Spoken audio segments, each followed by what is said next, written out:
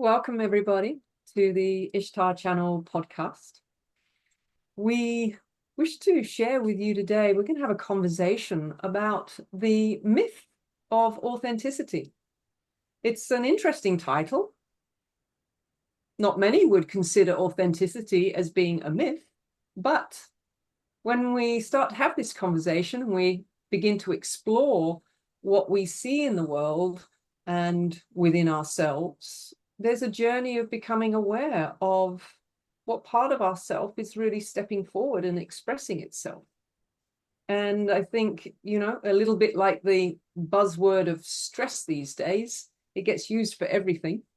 And authenticity, and I'm being authentic, this is my authentic self, often is also used perhaps when we're not actually being quite as authentic as we'd like to be.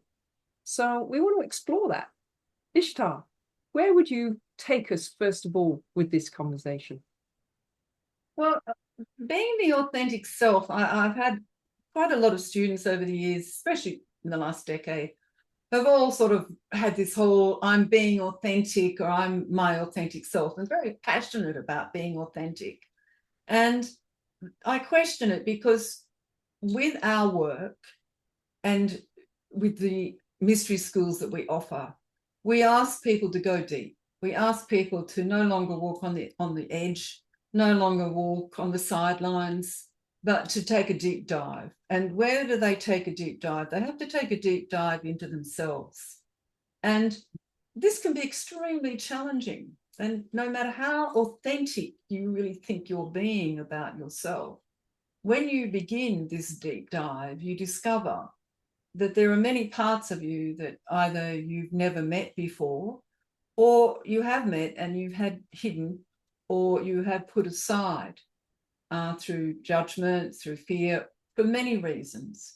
And so this is why I ask people to really consider what you're calling your authentic self, because often what you're calling your authentic self is the personality you've created, that image of self, that personality of self that pleases others, that meets the needs of others. It meets your need to be accepted and loved and to be heard and not to be rejected.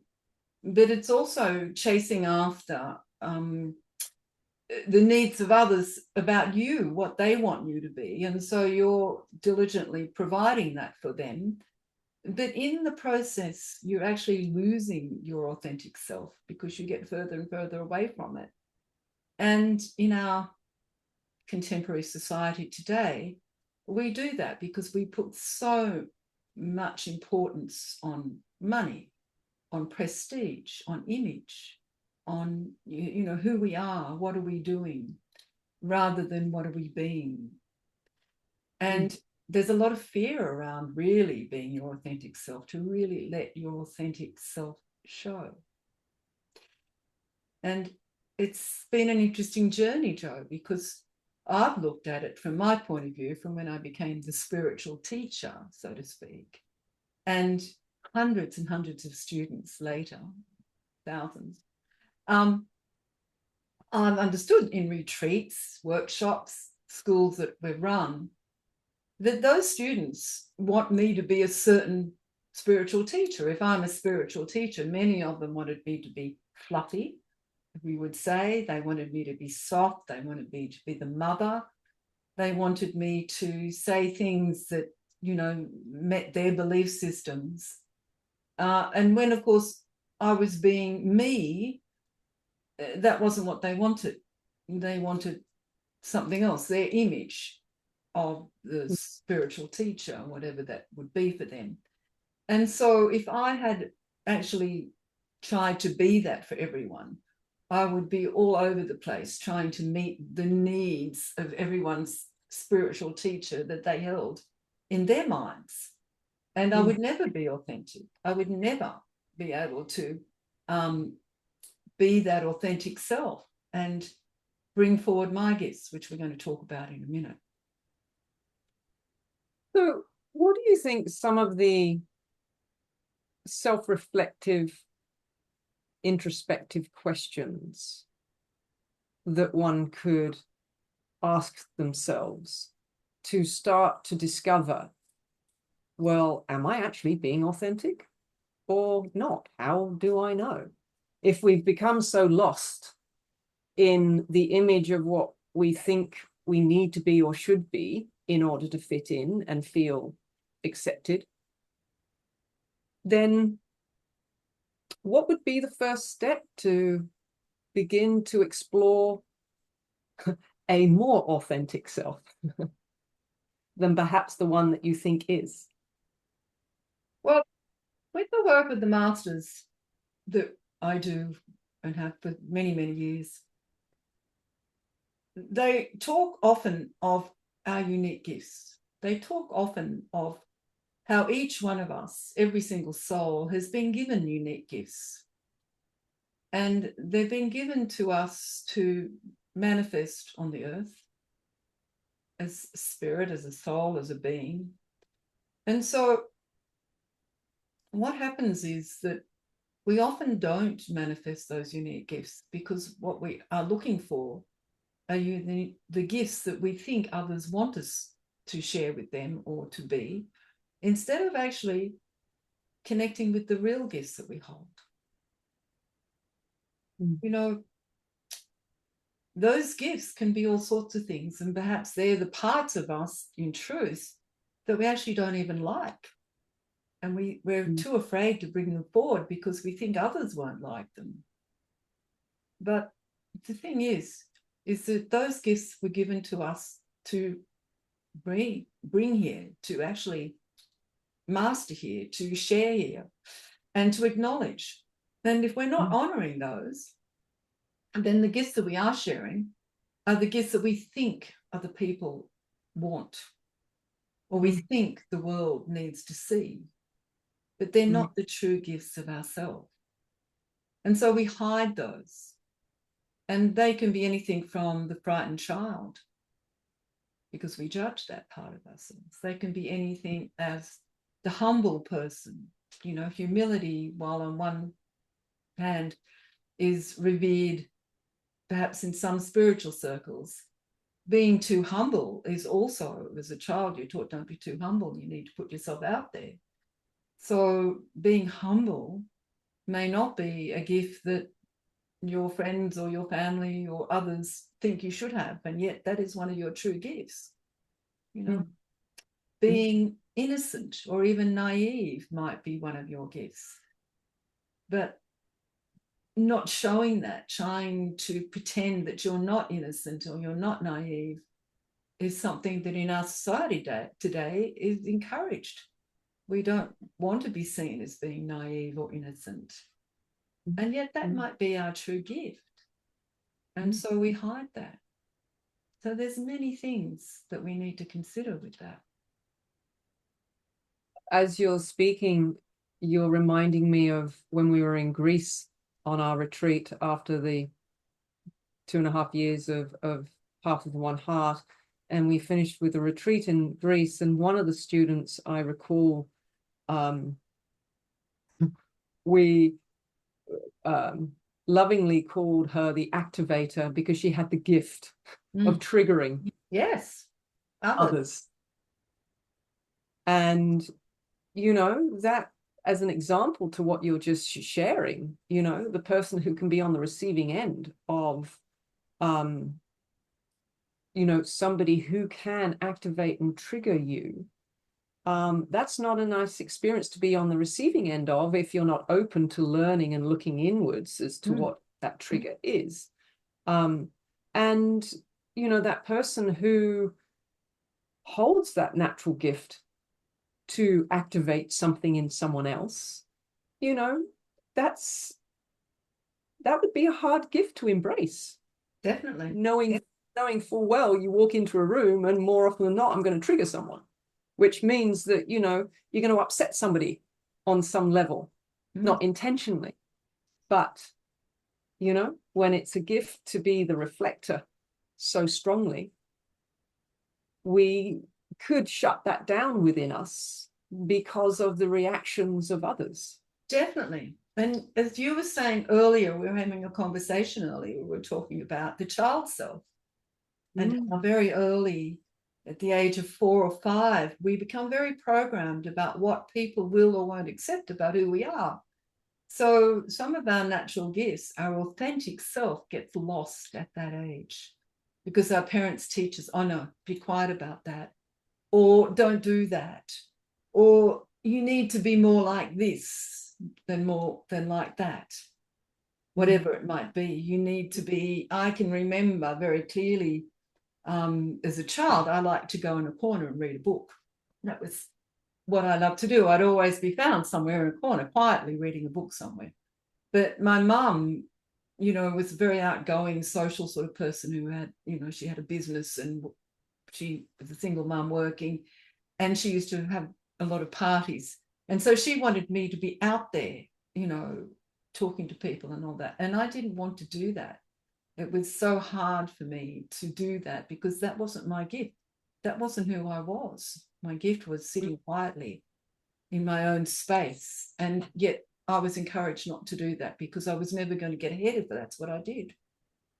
mm, And so these sort of things really come back to us later on in life when, we are asked to do things or we're asked to be something in our life, particularly, for mm, example, for me being a teacher. And it wasn't always easy for me to be out there and to be authentic because naturally, with hundreds of different students, those authentic gifts were often rejected. And mm, so it happens for all of us. So what happens is that we learn to be what people want us to be. We put on that face. And it's mm, just not mm, famous people that do that. Famous people do it very well. They're very good actors because they learn to be what people want them to be so that they can be famous. But the mm, thing is, we all do it. mm, And we need to question ourselves and say, well, is this really being authentic, or am I becoming who other people want me to become? And mm, we do this in our relationships with our parents. We become who we think our parents want us to be. We're not being authentic, we're being who we think our parents want us to be. And when we are mm, perhaps being authentic, our parents are not happy with us. mm, And we mm, do it in our relationships. We're going to be whatever our partner wants us to be, because if we don't do that or act that way, then our partner won't love us. mm. So we then lose our authenticity in that as well. So it's And this, important to find your authenticity. and would you say, also this is where it gives birth to what we see today in society, so much about wanting to be like somebody else, Yes, you know, definitely. wanting to, and the whole comparison, Yes. sitting in comparison. And, again, when you're lost and you've disconnected from your own authenticity, then, well, you're trying to fill the shoes of something, and you only need to look outside of yourself to, try and see and find what it is that you want to be more like, Mm, rather than coming inwards and connecting to who you are and sitting that's right. with the being that you are and discovering what is unique within you, rather than trying to clone yourself to be similar or in like to. Yes. And this is happening a lot today where we emulate others, we emulate models, we emulate famous people. We wear a hairstyle, we even begin to look like them, we begin to clone. I'm seeing this a lot these days in the younger generation, particularly, where so many want to look the same. And Mm, yet they're losing their identity, their uniqueness in all having the same hairdo or all looking the same way, the same clothes, and mm, acting, walking the same way, speaking the same way. This, in that we lose who we are. And it's mm, once you've lost who you are, it's very difficult to find yourself again and to find mm, that true authentic self. And what we lose in that is we lose the connection to the gift that we have been given. from source, from God, if you will, from source, when we were first incarnated, when we were first brought here as souls to be on the earth. We were given specific gifts for us to share and carry forward. And we've lost the ability to connect to those because we're so caught up in being what the ego wants us to be, the ego of others, the ego of society, and our own ego, because it wants to be accepted, it wants to be loved. And I understand all of that. But what I also understand is when you make that deep dive and you connect with your spirit and you really identify the truth of you, then what others want no longer matters. And when you walk your truth, when you walk the truth of your spirit, the being that you really are, then others accept you because you accept yourself. You're not trying to be something else. You're not lacking confidence in your truth. You are accepting the gifts that you hold. And you have no reason to be out there saying, this is my truth, I am acting my truth. Because when you're doing that, I'm going to say to you, then you don't know your truth. Because when you know your truth, you don't have to tell anybody.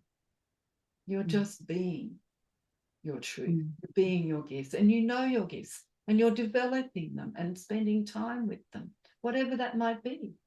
And your gifts can be kindness, be compassion, they can be the ability to guide or the ability to hold space for others. They can also be the ability to trigger others, and that's okay too. Sometimes you do that. It might be your ability to be very direct, and people often don't like that. But that's a gift of yours. It is. It's a true gift of mine, being direct. But I do know that people have judged me for it many, many times. And my child self has always gone, oh, I've done the wrong thing. I should step back. But I don't anymore because being direct is who I am. It's my gift. And that's what I'm here to share. So I'm not going to deny that anymore. But I try not to do it with anger or with, too much passion where it overpowers people. Sometimes I do.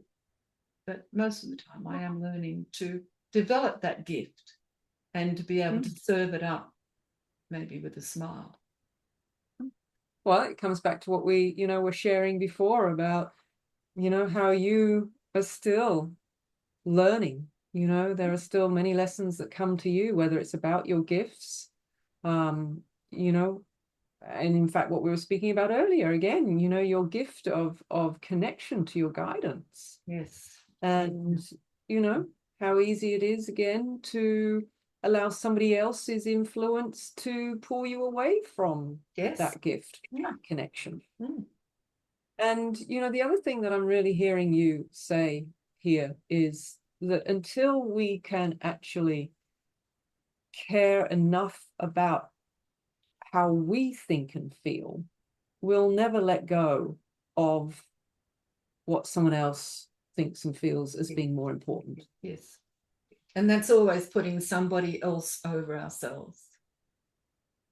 And we're often taught not to do that, not to put ourselves first, But the important thing is that we need to put ourselves first. We need to discover our truth. We need to find our own spirit and our own gifts. Because only when we've done that can we then begin to put others first. Can we then begin to help others, to share with others our true, authentic self, our true, authentic gifts. And we can only do that after we have put ourselves first. But if we're spending our whole life putting everyone else first, then we're never going to discover the authenticity of who we are.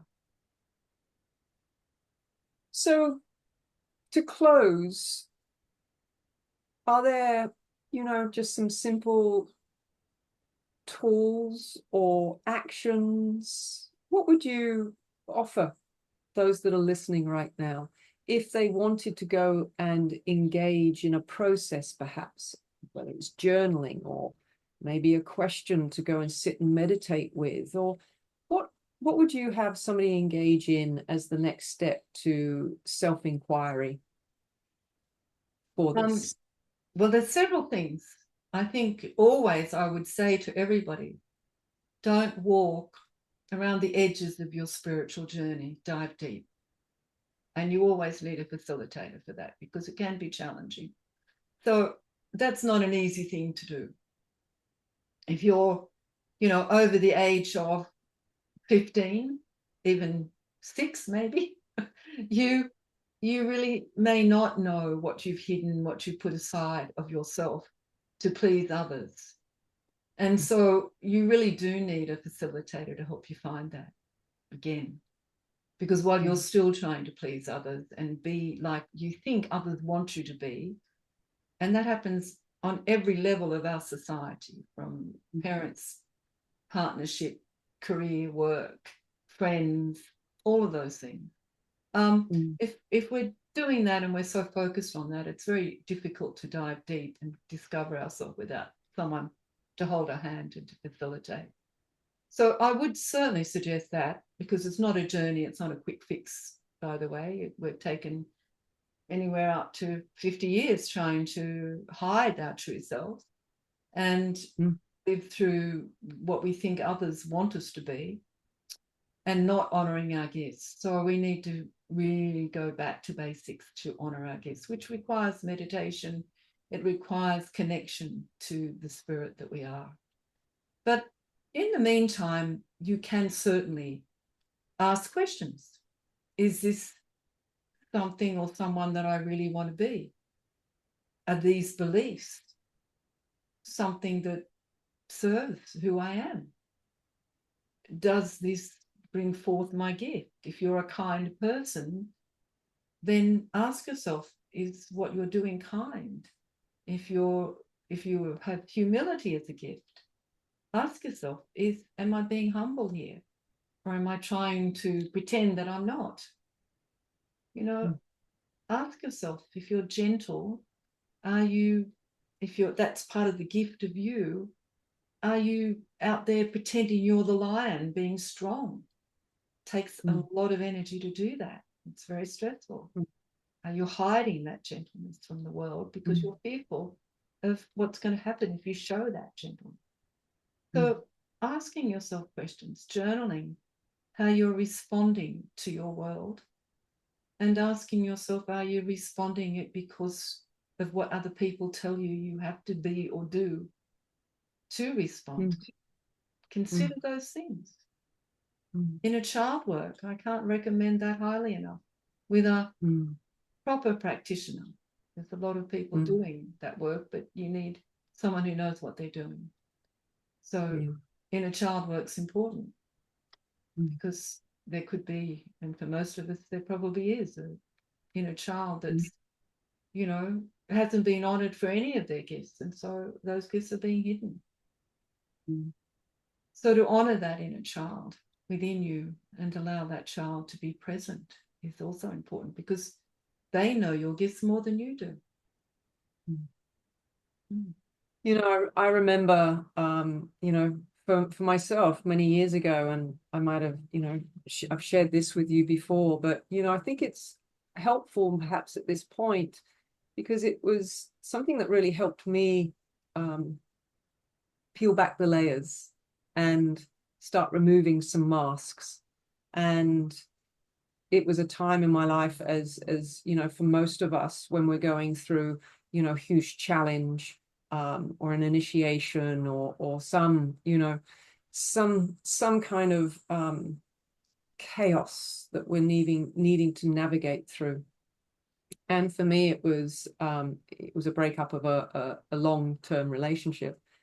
And I remember sitting in meditation, really asking, I was, at my lowest, and asking, what is it that I'm needing to know or understand to help me move beyond where I am?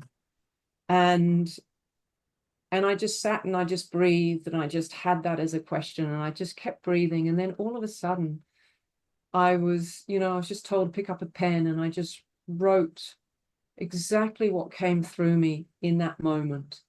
And it was 4 words: acceptance, acknowledgement, approval, and appreciation. Yeah, all those things. And I remember going, well, so what? What about these 4 words? What do you want me to do with them? And a little voice said to me, have a look in your life as to where all of your choices and actions are motivated by the need for either approval, appreciation, acceptance, or acknowledgement from someone or something outside of yourself. That's right. And in that moment, it was just like, oh my Lord, the floodgates opened. And all of a sudden I was shown so many instances in my life, so many occasions in my life that had been driven by these agendas, this need, the seeking of. And from that moment onwards, from that meditation onwards, I stepped into my life once I'd finished bawling and picked myself back up and wiped myself down. Yeah. I stepped into my life with a new reference point for discernment over what's driving my choice right now. Where is this action coming from? Am I about to do this because I'm wanting that person's approval? Am I about to say this because I think it's the right thing to say and they'll like me more? Yeah. Am I about to, wear this and choose this outfit because I want the approval of this group or that group? Or every choice and action from that moment on became this checkpoint of which I used to call them the 4 A's. Which of the 4 A's are you seeking to have met right now? But that became my barometer, like a self-check barometer. Yeah, very good tool for all of us, because all of us chase those 4 A's. Yeah. Yeah. And I still use it today. Yeah, well, we do too. So acceptance, approval, acknowledgement, appreciation, and appreciation. The 4 A's. So if you do nothing else but do that, how wonderful to start to see that unfold in your life, because each and every one of us chases those 4 A's. And when we become aware of that and conscious in our life of how we chase that, and take a breath and choose something else, go within, because the most important place to find those 4A's is from ourselves. Yeah. And while we're chasing it outside ourselves, it's because we're actually not receiving it from inside ourselves. We're not doing it for ourselves. We're constantly asking someone to do it for us because we're not doing it for ourselves. Because we're not connected to the truth. Yeah. Of who we are. Who we are. So I hope, for those listening, thank you for staying with us to the end of this conversation. And I hope that it has brought some insight and perhaps ruffled your own feathers a little bit to have a look at what's underneath your bonnet, because that's how we learn and grow, and that's how we evolve. So I hope that you can take some of what we've shared and perhaps go and sit and reflect on that in your own life. So thank you again for listening. Thank you, Jo. Always such a pleasure to connect with you. Blessings, everyone. Blessings, blessings, blessings.